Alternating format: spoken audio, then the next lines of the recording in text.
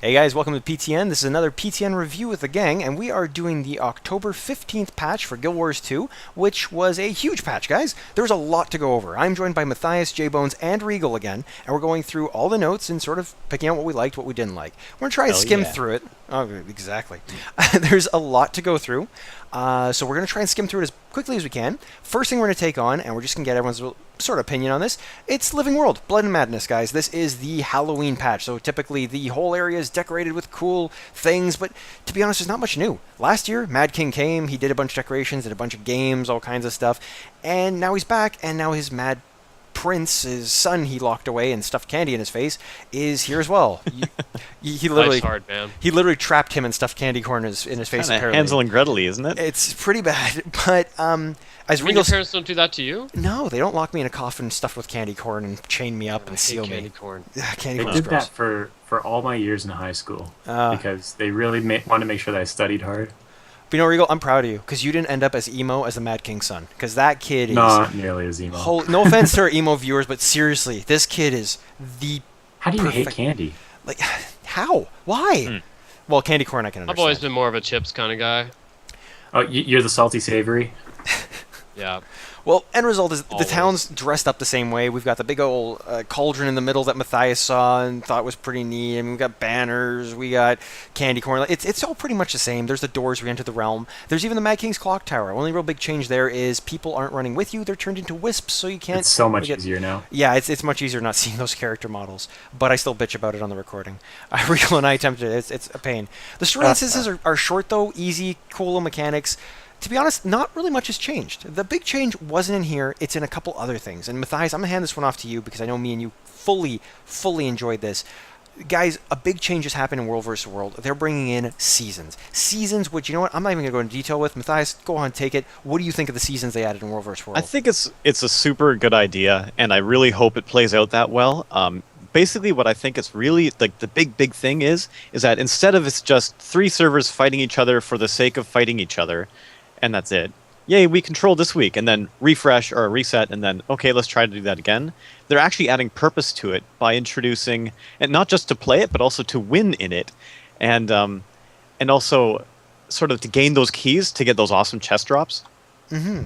And that's a gigantic thing. You know, I like to have a bit of purpose. I don't need the story. I've never been that lore guy, but, you know, like, you Need like gold. it for the loot. Yeah, you want a goal. Let's not add it. not just standing there wailing on each other. And you know what? For Yeah. any of our viewers who haven't really seen the patch notes or understand what it is, it's coming out tomorrow. And how it works is there is an achievement tier, kind of like an achievement chest with the living story. You do a certain amount of achievements in a big grouping of them, and you earn a prize. Now, this prize is a key. That key is utilized at the end of the season to open a chest in World vs. World.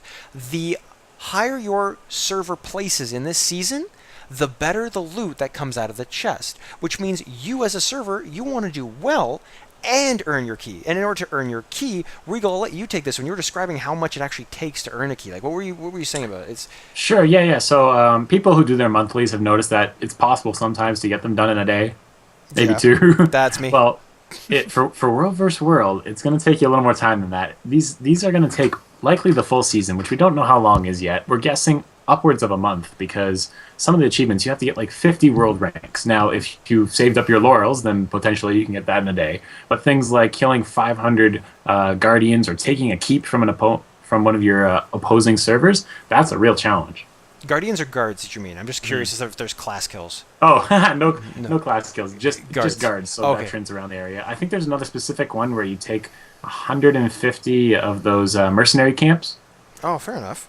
Yeah. So So it's not these are like- investments where you're gonna have to do 2 or 3, and do that every day consistently for weeks on end. Which means you gotta actually be in World vs. World for a consistent amount of time.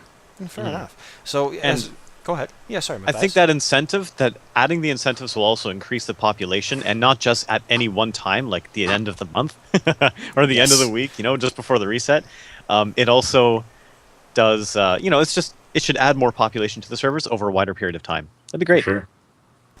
I definitely think it's a great addition. I really want to see this take off. I'm really interested in completing those tiers and getting those keys. So it's definitely a really cool addition, and that is one of the bigger things. Now, I said there were two bigger things. We're going to really browse over this one. And I'm sorry, Matthias, Regal and J-Bones and I are going to take it because it has to do with skill changes and You know what? You're I know you're trying to be skillful. diplomatic and all that, but yeah, I'm a noob, so it's cool. Okay, fair enough. Thanks. Teach Noob, guys. It's our Teach Noob. Check out the series. Great series. We're just going to go over our classes, guys. There's a lot of skill and balance changing this week. And, okay, I'm mainly a Ranger player. Regal has his Necro, and Jane Bones has his Warrior. We're each going to take one and quickly look at a few things that we liked and just move on. Definitely check out the notes. A lot of changes. As you see me scrolling down here, there's a lot of changes to a lot of the classes. The first one coming up here is the Necromancer, so we'll let Regal start. Regal, what was some of the biggest changes they did to the Necro this patch? Cool, yeah. So one of the things is, if you've ever seen one of our host builds, I talked about one specific build. There's other varieties of such builds. One of the ones, I think what they actually probably did is they had a developer. They just tried to make the best Siphon build possible, life stealing and that kind of thing. And they said, what do we need to boost to make that work? Well, basically all the trait lines that require such things, they've made significant boosts to such things. One of the most interesting ones is that they've actually improved by 20% the scaling of the healing stat. So what this has done, it means is that all of those siphoning skills are 20% better. And of course, they had to make some nerfs to balance some of them, but overall, it gave this huge boost to such things. Finally, the other most important thing I like, because every Necromancer has this sucker, is the Life Force meter. And what is when you go into your Death Shroud form, you basically have a second health bar. Before, it was just a guess. It's a percentage. Oh, we have this much health. We have that much health. They give you an actual number now. When you put traits into it and whatnot, you know how much you're improving that. It's way better. You know what? I'm going to jump in and quickly say this as well, guys. A huge thing they also added that I kind of skipped over in the notes is tooltips. When you highlight your skills or your traits, you can actually see what is affected by what and how it gets better. This has made customizing builds significantly easier. A huge part of this patch as well. I think I already skipped by it, though, in the notes here. So I do want to mention that. Customizing builds now is incredibly easier. Regal, me and you have already dicked around with our builds. What did you think of that new sort of easy-to-read system? I think it's fantastic. Oh, it really is just like a HUD menu that stands out much better. Even for down at the bottom bar before when the numbers count down for when you use the skill or whatever, say it was a 60-second cooldown, it was like a white before. It was kind of hard to see. They switched that background to a blue. Nice things like that are good touches. Not only that, but also when you're chilled, you see this chilled number and it shows the number slowing down, sort of thing, if you're chilled and your skills are recharging slower. They also added tooltips to bleeds and stuff, guys. Not sure if you guys have tested it, Matthias and J-Bones, but if you're bleeding a target or burning a target and the damage number pops up, that now pops up with an icon so you know exactly what condition you applied that does damage. Makes it a lot easier for you to know what damage you're doing. And I think it's a great addition. It's just an icon, very easy, but I think it's great. Alright, so let's go down the list here. Okay, I'll take on Ranger now, guys. So Ranger, personally, any other Rangers watching this video, if you've sort of heard me talk in videos, I love my pet. I love my pet build. A lot of Rangers don't. I really enjoyed the pet. When they nerfed them with the damage, the last patch, I couldn't enjoy them as much because they didn't do as much damage, but now I found was so sad. I was really sad to see poor Sage and Crimson not hurting as much. But they fixed it. Instead of increasing the damage, they increased the health of all pets, except for Mesmer clones, in this patch by 70% in PvE. So all of a sudden, all these possibilities opened up. You can use those high DPS pets and have them have a shitload more health, so they're survivable in PvE in certain instances. You still got to be careful with your cooldowns and swapping and everything like that, but they're much more viable than they were before. I think it's great. I think it's fantastic. I've been dicking around with all the different pets to see which ones actually are more useful in situations. They really buffed the Fernhound. I'm really looking forward to playing with the Fernhound again in my party because it was a great addition. It now heals on a burst. And speaking of heals, the other big change to the Ranger was Healing Spring. Personally, I didn't use it too much. I kind of liked having it the old way, but that's just my opinion. Healing Spring lasted 15 seconds, did a whole bunch of heals every 3 seconds. It did a burst, and it was a great AoE field to use. They changed it. It now does a pulse every 2 seconds. You're actually still getting the same amount of bursts, but it only lasts 10 seconds long, which means for your party, you don't have the utility of this massive water field for as long. I personally don't like that. If I did use it, I did use it in situations where we're using the field more than using the actual healing.